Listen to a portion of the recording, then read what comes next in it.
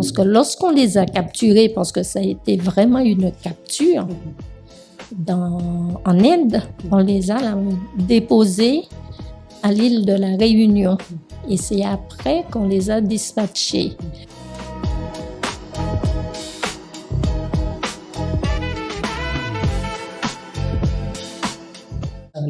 Je vais remettre un peu les choses dans le contexte pour ceux qui nous regardent. En 1848, abolition de l'esclavage dans les Outre-mer françaises. Vu qu'il n'y avait plus de main-d'œuvre gratuite, il a fallu engager, en tout cas c'était la raison officielle, pour faire venir des gens d'ailleurs dans le monde, notamment en Afrique, mais aussi en Inde. Donc 1850, première vague d'engagés qui arrive en Martinique de l'Inde. Il s'agit ici non pas de parler de l'histoire, on n'est pas en train de polémiquer là-dessus, on est réellement en train de parler de comment est-ce que toi tu l'as vécu en tant que descendante d'une personne qui a été emmenée ici en Guyane pour travailler et remplacer ces personnes qui avaient été esclavisées. Que t'a dit ta mère de cette histoire? À l'époque, les gens étaient dans la survie. Donc, leur préoccupation n'était pas l'histoire. Leur préoccupation était le quotidien et d'assurer également l'avenir des enfants. Et on a un livre qui le raconte très bien, c'est le livre de Zane Palsy, Cazenègre. Et c'est tout à fait ça. L'objectif était de faire que les enfants avancent, peu importe ce qui était passé auparavant. C'était pas important ce qui était passé, il fallait avancer. Il fallait avancer. On n'était pas en train de philosopher sur la situation, on avançait. Changer la condition, c'est tout. L'objectif était de changer leurs conditions. Pas de parler du passé, si bien qu'on a très peu de choses, on connaît très très peu. Officiellement, les engagés venus d'Inde étaient engagés ici pour une durée de 5 ans renouvelable. Ça a duré jusqu'en 1912. Mais qu'est-ce que t'en as raconté ta mère? Ma grand-mère est arrivée petite dans cette fameuse capture que je dis, et mon grand-père, lui, est arrivé comme engagé. Lui, il était un engagé. Et il avait son passeport. Mais très vite, on lui a enlevé son passeport et il n'a jamais pu retourner en Inde. Et d'ailleurs, il était hindou et ça a été toute sa douleur de n'avoir jamais pu retourner. Et non seulement pratiquer, mais son objectif, c'était de retourner pour être incinéré et que ses cendres soit jeté dans le Gange, comme ça se fait. Mais ça n'a jamais été fait. Donc, ta grand-mère capturée, dans quelles circonstances? Comment ça s'est passé? Tu m'as parlé de l'histoire d'un bateau et d'une fête. Alors, ma maman nous a toujours raconté qu'il y a eu une grande fête organisée sur le bateau, dans les ports français. Et on invitait la population à monter. Et on est parti en pleine nuit avec eux. Et donc, moi, je suis de Sainte-Marie. Ma maman et ses frères et sœurs sont de Sainte-Marie. Et donc, ma grand-mère également de Sainte-Marie. À l'époque, il y a eu toujours eu, comment je vais dire, des animosités. Et donc, les Noirs, que je préfère dire les nègres, disaient coulis, parce que c'était le terme employé pour les Indiens, coulis, Panidois, Jambé, Grand Pont. Du côté de l'usine de Sainte-Marie, il y avait un pont. Et c'est de l'autre côté, dans ce quartier appelé Fourniol, qu'on avait parqué les Indiens. Et comme ils n'avaient pas d'identité, ils ne devaient pas sortir. Quand on a pu leur donner leur identité, puisque l'esclavage était aboli, ils ne pouvaient pas avoir le nom de maître. C'était leur vrai patronyme, mais on ne savait pas. Et en plus, ces patronymes indiens étaient tellement compliqués, et c'est que beaucoup ont eu des morceaux. Donc, la famille Saminadin n'a jamais existé à la Martinique. C'est Sami, parce qu'on a coupé. Soupama Varapéen a été coupé et est devenu Soupama. Taillé Mounoussami a été coupé, c'est devenu Taillé. Parce que trop compliqué à écrire. Et ces personnes dont on avait modifié l'identité ne pouvaient rien revendiquer puisqu'ils ne savaient pas lire. C'est ça. Donc, ils ne savaient pas que leur nom avait été écorché, divisé par 2, 3, 4, 5. Non. Voilà. Et c'est ça qui est douloureux pour moi. Non pas que je voudrais qu'on répare quoi que ce soit, mais qu'on le dise. Tout ce que je demande, c'est que ça soit dit. Or, nulle part, cela n'est dit. Il y a encore une autre chose quand on parle. On ne parle pas de la capture. On parle des ouvriers, des engagés. Un contrat, etc. J'ai du mal à comprendre comment des familles qui quittent leur pays acceptent d'être séparées. Pourquoi qu'on retrouve les Saminadais en Guyane, en Martinique, en Guadeloupe, alors qu'ils n'ont jamais su? Ils ne savaient pas où ils allaient, en fait, c'est ce que tu me dis. Oui. Ils sont partis, et puis d'ailleurs, ils n'avaient pas été prévenus qu'ils partaient, pour certains. Ma mère n'a jamais su qu'elle avait des parents en Guadeloupe, qui est à 30 minutes de vol de la Martinique. Elle a pu les rencontrer avant de partir? Nous lui avons dit, c'est tout. On lui a dit qu'il y avait de la famille, mais on rencontrait non. Et c'est ça qui... Je sais pas moi, comment est-ce que dire que je suis révoltée? Non, je dis plutôt que je suis apaisée aujourd'hui. Mais j'aurais voulu qu'un moment, ça soit dit. J'aurais aimé revenir sur le mode de traitement de ces personnes de l'autre côté du fleuve, tel que tu disais, qui ne pouvaient pas passer le pont. Comment est-ce qu'ils étaient traités? Quel était leur quotidien? Et comment ça t'a été raconté par ta maman? Alors, c'était... Comme à côté, il y avait les anciens esclaves, les Noirs, et la vie était aussi dure, ou sinon plus dure pour eux. Donc, on n'en parlait pas. C'était un quotidien qui était admis. Tu m'as parlé de quelque chose qui m'a vraiment particulièrement choquée. Ta maman devait avoir ses enfants synchronisés au même moment que la maîtresse de maison pour des raisons que je trouve quand même assez obscures. Oui. Donc, ces personnes, ces ouvriers, soi-disant, mais c'était encore des semi-esclaves. Je suppose qu'on devait les gratifier, mais on leur demandait probablement de faire beaucoup d'enfants. Moi, je dirais ça couplé, mais eux, ils ne diront pas ça. On leur disait de faire beaucoup d'enfants. C'était revalorisant d'avoir des enfants et tout. Mais quand il y avait une femme qui était enceinte au même moment que la femme blanche, je suppose que c'est avec arrangement, parce que je ne veux pas croire que c'était de manière arbitraire qu'on lui enlevait son enfant. Je sais pas. Mais ces femmes étaient séparées de leur bébé pour aller alimenter le bébé colon qui était né en même temps. C'est dur. C'est fut le cas de ta mère? Non, je pense pas que c'était vécu durement, puisque dans d'autres lieux... Ça n'a pas été vécu comme ça à cette époque-là? Non, je pense une autre époque, pas. C'était, parce que, non, dans la mesure où de toute façon tout se monnayait. Je pense qu'ils étaient payés pour faire ces choses-là, et à partir du moment qu'ils étaient payés, ils les admettaient, puisque c'était... parce que dans d'autres contrées, en Europe, ça se passait également de la même manière.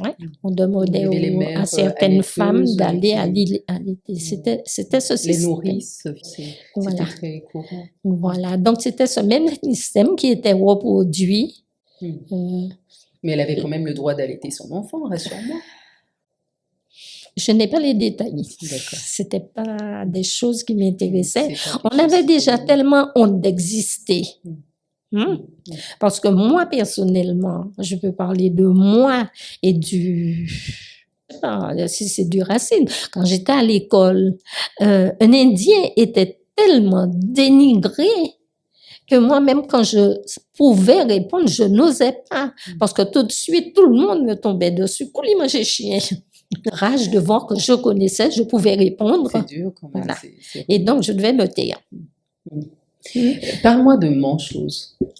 Ah, Manchose. Mais c'est des choses que j'ai vues. Donc, madame était propriétaire de cette habitation et il y avait beaucoup de servantes et tout. Et ma mère elle faisait la cuisine, m'a-t-elle dit. Elle était une, puisqu'il y avait beaucoup de servantes dans ces habitations-là. Elle faisait la cuisine Seulement, elle s'appelait Raymonde, la femme colon, avec sa sœur qui s'appelait Raymonde. Donc, elle ne pouvait pas appeler une servante Raymonde. C'était trop d'honneur, entre guillemets. Je mets plein de guillemets autour, Non. c'est quand même aberrant. Et on n'appelait pas une servante madame. Donc, elle ne pouvait pas, ma mère était mariée à Alma, elle ne pouvait pas l'appeler Madame Alma. Donc, ma mère était Madame Alma. Mais jamais elle n'aurait appelé ma mère Madame. Donc, elle a préféré l'appeler Manchose. Manchose, Madame Chose. Manchose en créole, puisqu'on parlait créole. Manchose. Ma mère était Manchose. Et il y a une histoire que je voudrais raconter parce que je l'ai vécue en 1966. Je reviens de métropole et ma mère m'accompagne à la banque, au Crédit Martiniquais. Mais je ne connaissais pas l'histoire du Crédit Martiniquais. C'était la banque où était virée ma paye puisque j'étais déjà infirmière. Je vais toucher, il y avait un grand hall où les employés étaient là. Et au fond du hall, il y avait un petit bureau avec une femme. Et à l'entrée, ma mère de beau à l'entrée m'attend. Quand je reviens, elle me dit, la dame qui est au fond là, c'est madame. Puis moi, je ne sais pas. Elle me dit, va demander pour moi. Et moi, tout bêtement, je vais demander à ma conseillère. Je lui dis, dis-moi, cette dame qui est au fond là, c'est madame. Elle me dit oui. Je reviens, je lui dis, et sans un mot, elle a bondi à l'intérieur et elle lui a dit, mais bien fort, je crois que pour que tout Fort-de-France entende. Alors, c'est une expression créole, hein? Serviette damassée, tournée, torchant la cuisine. C'est-à-dire la femme qui avait 11 servantes, la voilà employée de banque. Pour ma mère, elle était employée de banque. Et ce n'est qu'après qu'elle a su, elle n'était pas du tout employée de banque, elle était propriétaire de la banque. Le Crédit Martiniquais appartenait au Béquet. Et c'est pour te dire que je pense que ça lui a fait du bien. Il fallait que ça sorte à un moment d'une certaine manière. Tout à fait. Et puis devant tout le monde. Devant tout le monde. Et elle a crié tellement fort que je crois que tout Fort-de-France l'a entendu. Moi, par contre, je savais où mettre ma tête. Lina, ça fait plaisir de discuter avec toi parce qu'on en a beaucoup parlé de ce sujet. Ça m'a beaucoup touchée de pouvoir échanger avec toi là-dessus et je me suis dit il fallait absolument que tu viennes dans cette émission pour en parler. Ce qui m'a marqué lorsqu'on échangeait là-dessus, c'est que tu m'as dit à un moment donné, tu as raconté cette histoire à ton petit-fils, c'est l'histoire de Manchose, et que lui, il a une réaction qui t'a étonnée. Non, c'est l'importance que les gens donnent selon l'époque ou alors je sais pas. Quand ma mère elle nous racontait ça, ce qu'elle avait vécu, j'avais pas l'impression qu'il y avait de la rage.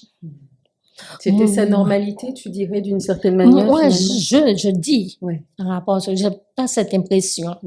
Et puis moi, je l'ai raconté en mettant dans le conte de l'histoire. Mais Tristan, mon petit-fils, quand on a parlé avec la loi Taubira qu'il fallait raconter l'esclavage, et alors il était en 5e au collège Auguste Dédé, et il a dit à son professeur d'histoire qui faisait le cours, il dit, eh bien, ma maman était servante, ma grand-mère, ma mamie était servante, et alors, comme on ne pouvait pas l'appeler par son prénom, parce que la dame Blanche, elle avait le même prénom, elle l'appelait Manchose. Et il arrivait tout heureux à la maison me disant, mamie, j'ai raconté ton histoire. Et moi, ce qui était important, c'était de rétablir les choses, de lui dire, c'était pas sa mamie, mais c'était bien son aïeul. Ah, mais lui, je pense qu'il a été soulagé de pouvoir dire ce qu'il avait ressenti par rapport à cette histoire. On va poursuivre et on va parler de tout l'aspect volonté aujourd'hui de rétablir cette vérité, celle du vécu, pas juste du mot engagé qui est finalement devenu un mot qu'on connaît bien parce qu'on a communiqué dessus récemment dans les dernières années ici en Guyane et ailleurs également, mais de parler aussi de comment est-ce que toi tu le vis aujourd'hui d'être de la deuxième génération de ceux qu'on a appelés les engagés. Donc ta grand-mère, ton arrière-grand-mère a été amenée ici. Ta grand-mère a vécu la suite de cette histoire, et toi, tu gardes quand même une certaine forme de... Comment? De quoi? Qu'est-ce que tu gardes? Je garde une douleur.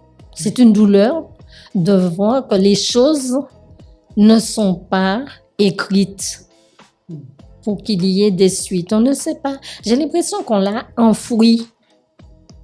Pourquoi?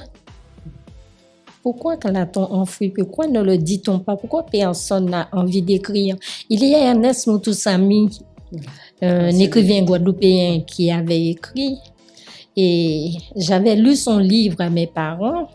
Ils étaient contrariés parce qu'ils me disaient « mais c'est pas vrai ».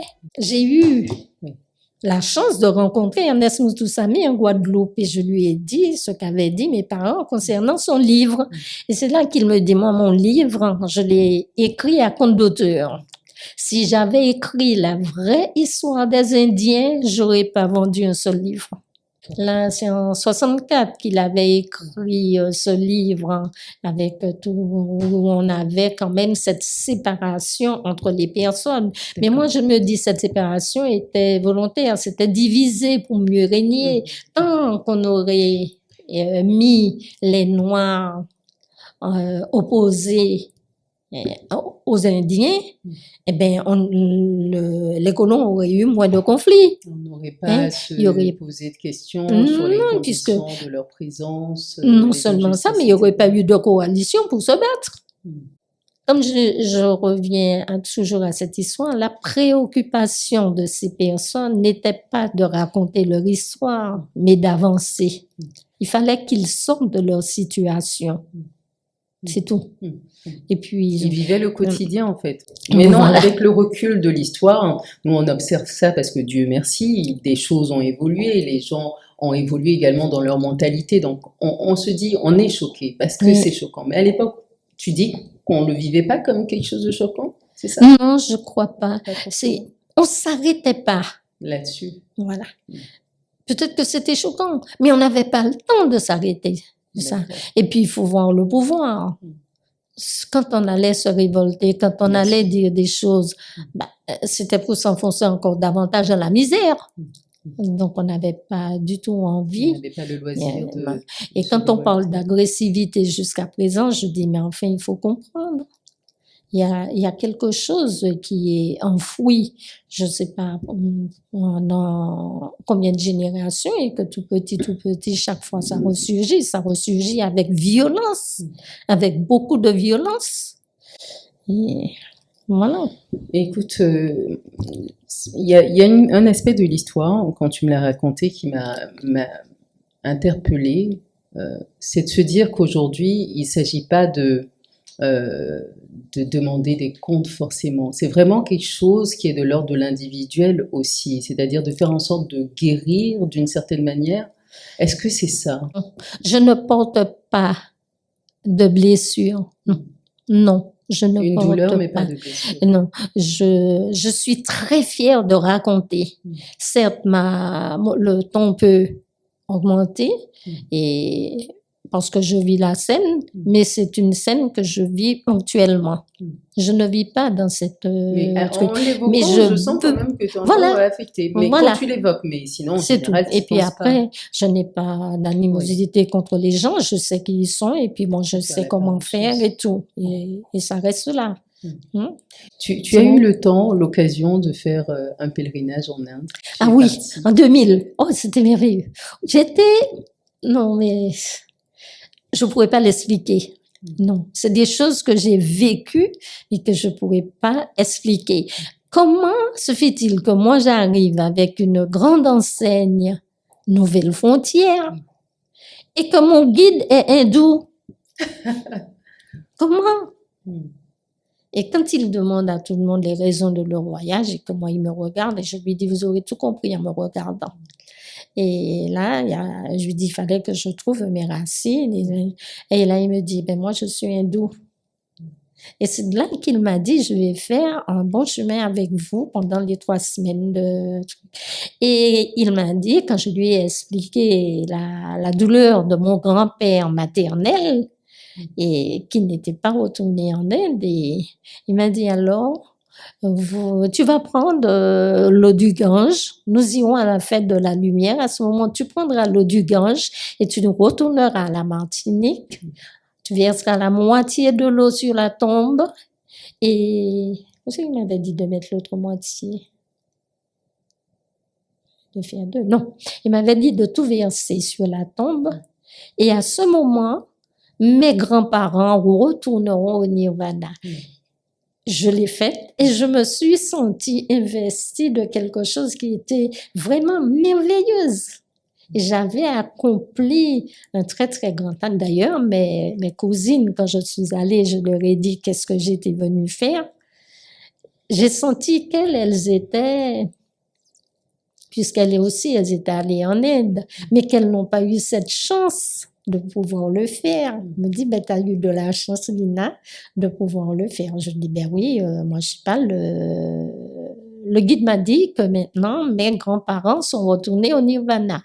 Je crois ou je crois pas, j'en sais rien. Mais enfin, j'ai fait le rituel qu'il fallait faire. Et c'est tout. Comment c'était l'Inde pour toi? Comment tu l'as découvert et qu'est-ce qui t'a frappé? J'étais contente. Et d'ailleurs, il y a une histoire qui était amusante pour moi. J'ai vu une bouteille de 2 litres de Coca-Cola. Mais c'était la bouteille que je voulais pour l'eau du Gange. Pour la garder, d'accord. Et donc, je vois une dame couchée par terre avec sa vache et elle avait des enfants, il me semble.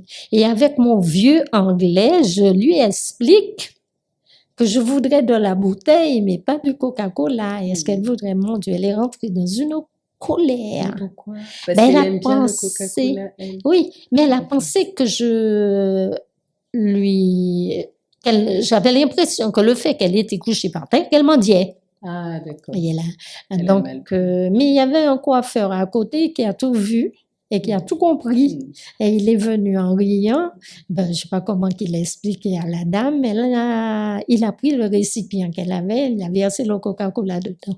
Et donc, c'est pour dire que ces gens-là ont quand même beaucoup de fierté par rapport à leurs conditions que nous, entre guillemets, occidentaux, on pense que c'est de la misère, mais pour eux, ce n'est pas de la misère. Et j'ai encore une autre petite anecdote. Quand on est allé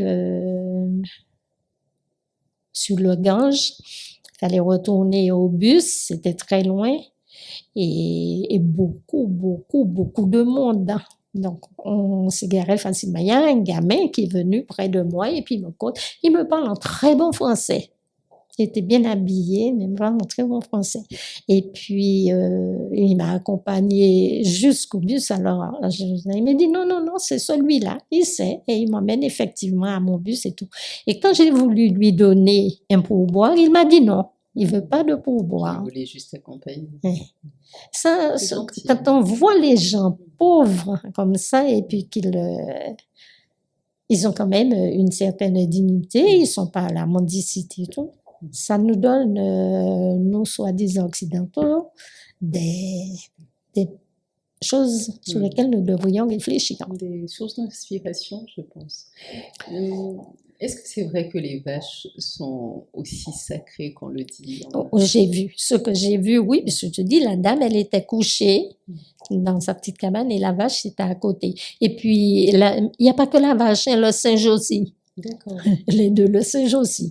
Ils se baladent partout dans les temples et on ne doit pas les toucher.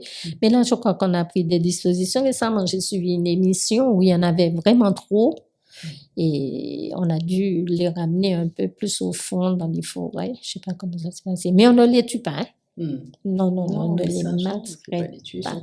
Et il y a une autre chose qui m'a interpellée parce qu'on a quand même beaucoup d'intellectuels indiens et ces personnes vont à la soupe populaire et le guide nous a montré que toutes ces personnes, ces médecins, ces machins étaient là à servir le peuple. Il y avait les grosses marmites et on servait tout le monde. On dit oui, ce sont que des personnes d'un certain statut social. Eh bien, ils donnaient à manger à tout le monde. Et oui, parce qu'il y a quand même la culture de l'aumône, en fait, de donner l'aumône, de donner à l'autre, de s'ouvrir, d'être généreux. Lina, dis-moi, quand tu es revenue en Guyane, qu'est-ce que tu as gardé comme souvenir de l'Inde? Est-ce que tu as gardé des souvenirs physiques, mais aussi métaphysiques peut-être, immatériels de cet endroit? Alors, quand je suis passée à Agra, la ville rose, on faisait de la pierre taillée.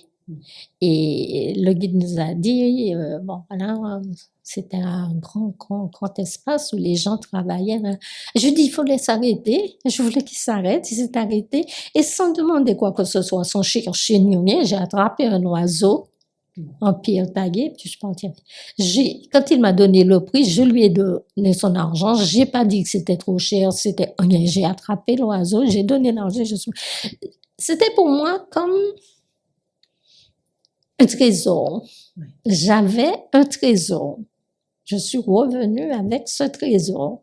Et bon, je te l'ai montré chez moi, c'est placé dans un endroit, c'est très simple.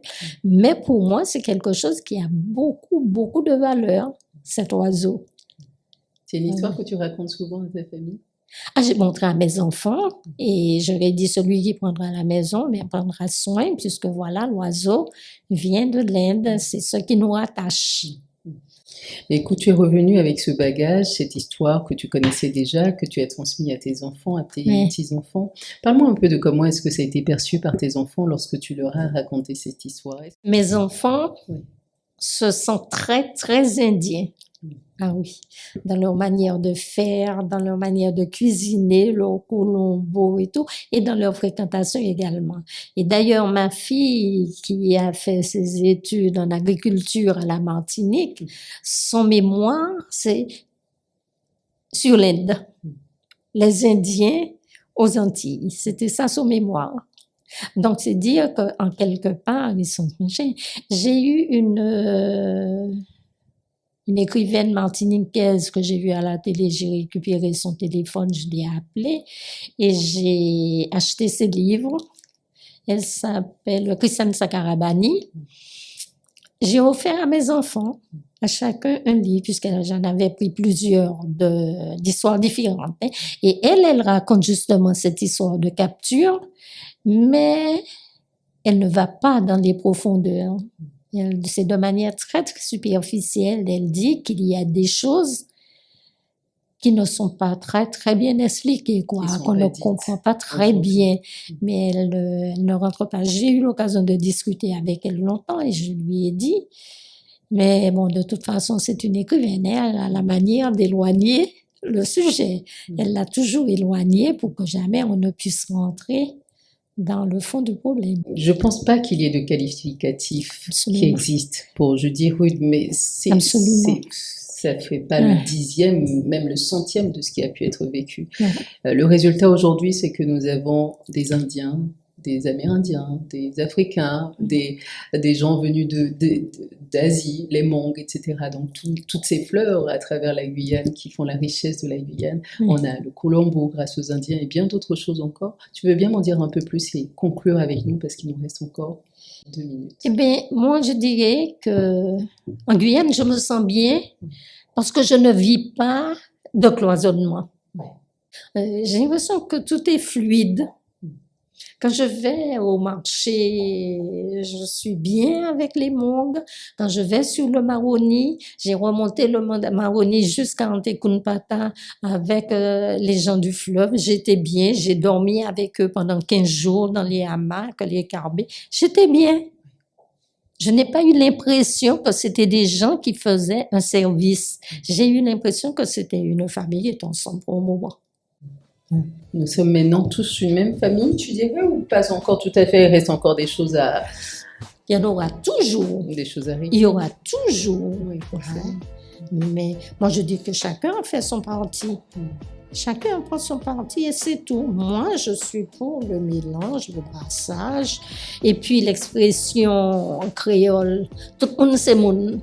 J'aime beaucoup. Tout le monde c'est moun. Voilà. Et je pense que c'est des choses qu'on dit également un peu partout. Chez moi, on dit « Amekwenyame », ça veut dire un être humain, c'est toujours un être humain. Merci beaucoup. Merci Lina pour cette interview. Mais je suis contente d'avoir parlé. Il y a un journaliste martiniquais, un jour je l'avais entendu dans une émission, c'est Marajo, Eddie Marajo qui avait dit « Il faudra qu'un jour, on ouvre cette boîte de Pandore ».